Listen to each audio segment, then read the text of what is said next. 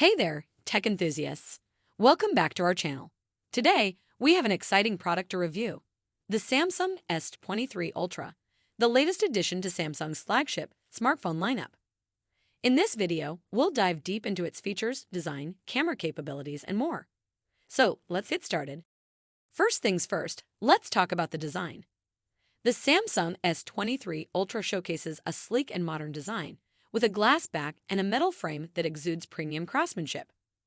Its curved edges provide a comfortable grip, making it easy to hold and use with one hand. And yes, it still retains that beautiful edge-to-edge infinity display we love from Samsung. Regarding its processor, the Galaxy S23 Ultra is powered by the latest Snapdragon 8 Gen 2 processor, which is one of the fastest processors on the market.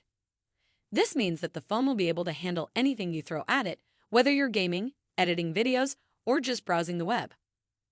The display on the Galaxy S23 Ultra is also top-notch.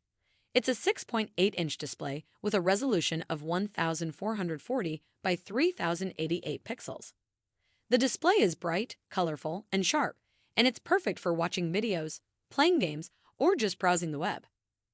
It has 4 rear cameras, a 108-megapixel main camera, a 12-megapixel ultra-wide camera, and a 10-megapixel telephoto camera. This camera system can take amazing photos in any lighting condition, and it's also great for recording videos. In terms of battery life, the Samsung S23 Ultra packs a large 5,000 mAh battery that will easily get you through a full day of heavy usage. It supports fast charging, both wired and wireless, so you can quickly top up your battery when needed. Overall, the S23 Ultra is a great phone, but it is not without its flaws. The high price, large size may be deal breakers for some people. However, if you are looking for a powerful and versatile smartphone with a great camera, the S23 Ultra is a great option. Thanks for watching.